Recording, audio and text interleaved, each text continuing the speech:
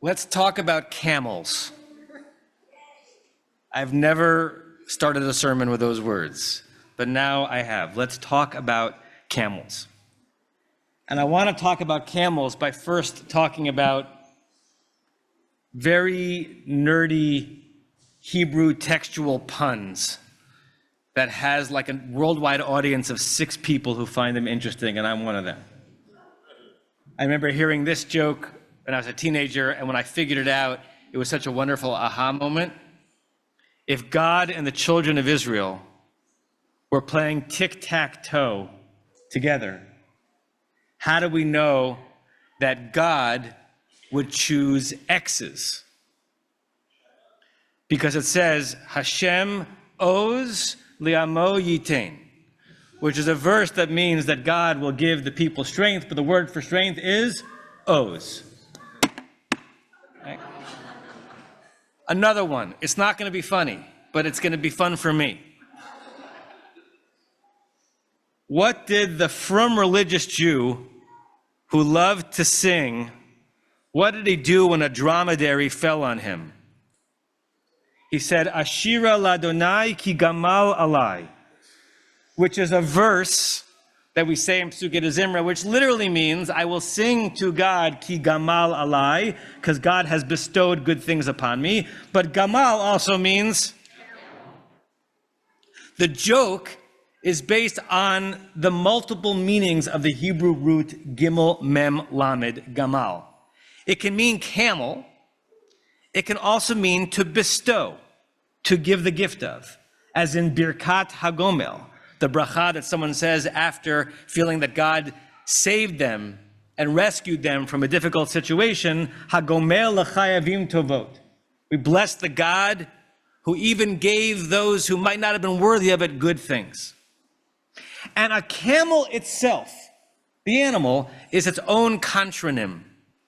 Because what are the basic elements of a camel? It can withstand tremendous abstinence and absence and lack. It endures endless stretches of desert with nothing coming in, nothing feeding it. A camel is a copious store, holding back and restraining. And at least vis-a-vis human experiences of camels, the word gamal is used the way it is in that verse. Ki gamal alai means that God has given to me. God has bestowed upon me. And that's what humans get from camels. We rely on them to bestow, to titrate our nutrition, to give just the amount of energy and endurance, and for some cultures, the calories that we need to get through harshness. A camel holds back, and a camel gives up. I'm thinking about this because camels are all over the Parsha. They are the underseen theme in this extended narrative, the narrative that ensures our perpetuation as a clan.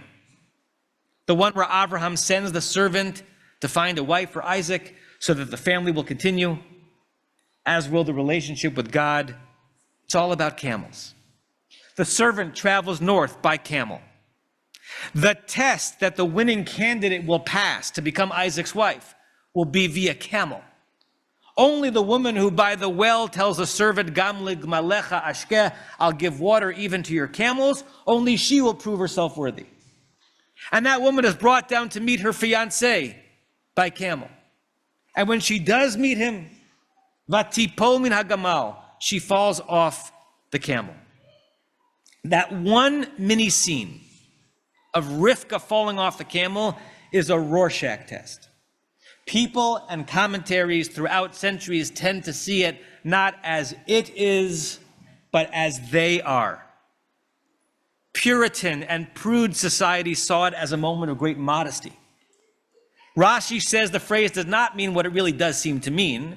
She didn't fall off the camel, according to Rashi. Rather, she turned away demurely and modestly obscures her full beauty.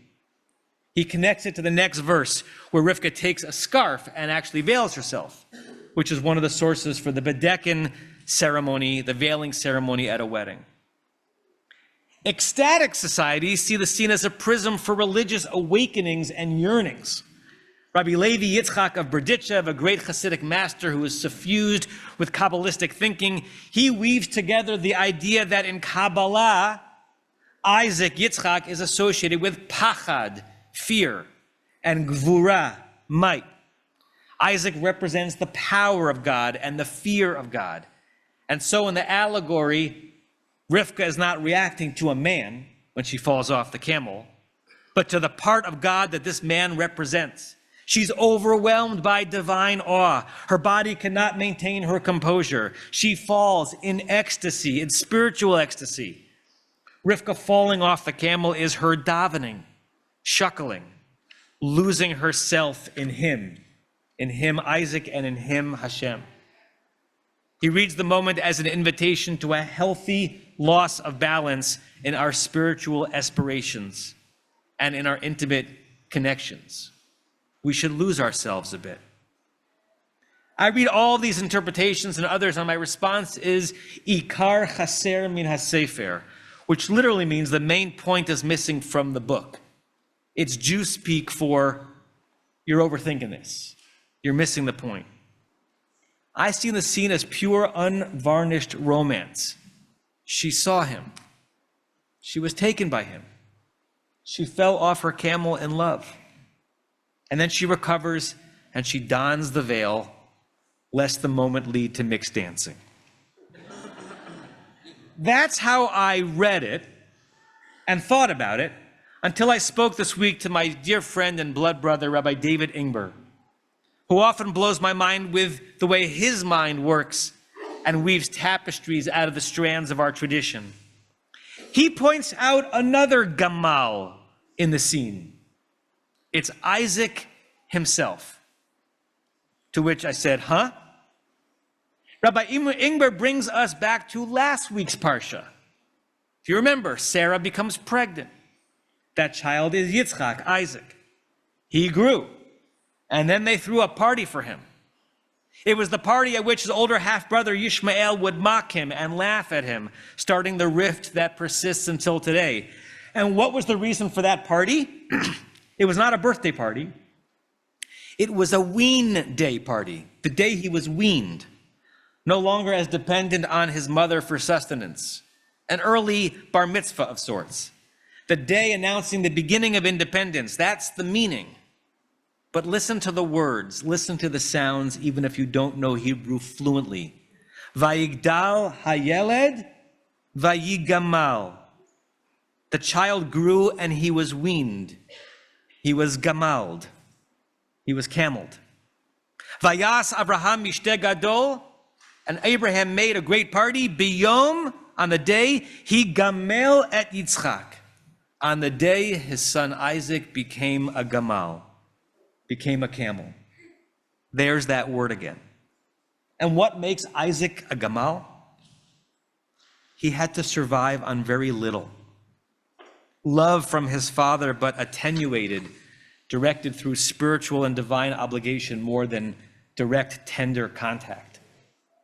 Isaac is a tragic and suffering character, and so he's an admirable and noble one because he crosses many barren deserts, having to endure many hardships before his next drink of water.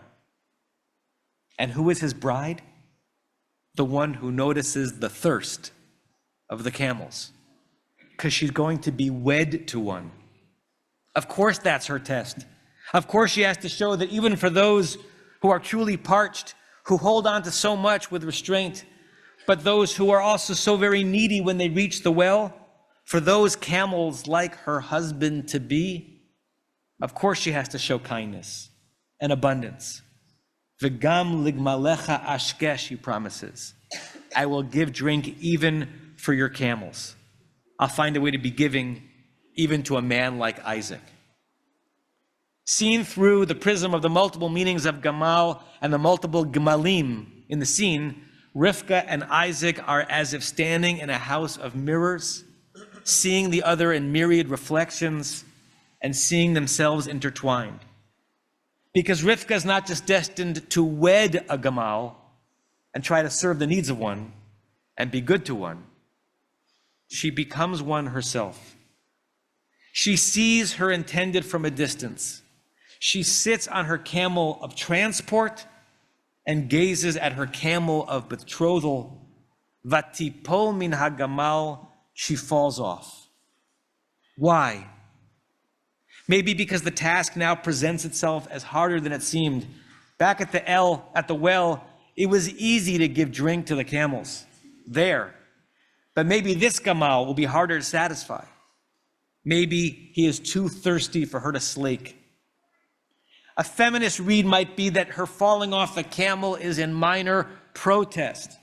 She throws herself off of the gamal. She realizes that she's going to have to curtail some of her feminine power and authority in this relationship, as all relationship requires some camel-like restraint. And momentarily she rejects it. Or maybe this circles back to my essentialist romantic read. She falls off this camel on which she arrived to dive into the next camel to whom she'll be devoted. She falls in love and in commitment and in readiness. If you pull back, what does it all mean? Well, first of all, it doesn't always have to mean one thing. Some sermons and Torah study sessions are about laser focus. Take all the words and focus them on one single illumination, one takeaway blazingly clear in your consciousness. Thank you, Torah, for the enlightenment. And some sermons and Torah study sessions are about widening the lens, turning a single point of light, such as the camels in chapter 24 of Breshit, and expanding them into a kaleidoscope, with the text speaking to us in all the ways we need to hear it, to teach each of us multiple ways at the same time. And so this story can be about the camels that are us, we who carry great burdens, muster through great challenges, and who drink lustily when finally we find a generous fountain, a generous source. And the teachings about the ways that beloved and beloved must complement one another, meet the other where and who, how he or she is, and in the process sometimes reflect and become one another. We all know couples who actually begin to look alike as they age. And this sermon is about the trove that is Torah, the endless well which itself finds a way to continue to give drink to us, we thirsty camels who come to it for grounding, wisdom, and inspiration. Sometimes it's just through three letters, Gimel, Mem, Lamed, the ones that mean receiving God's beneficence and also being weaned from it, the letters that mean taking and no longer needing to take. Sometimes the three letters are the sermon itself. Ashir al Adonai ki gamal alai, I will sing to God because there is a camel upon me, within me, because I am a camel, because this very Hebrew root is now more deeply a part of me. Or maybe the chapter, the root, the camels, and the sermon, the parsha.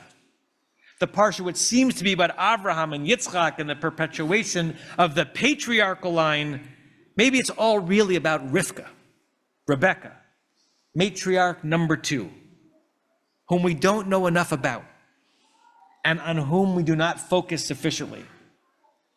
Let's look at it one more time.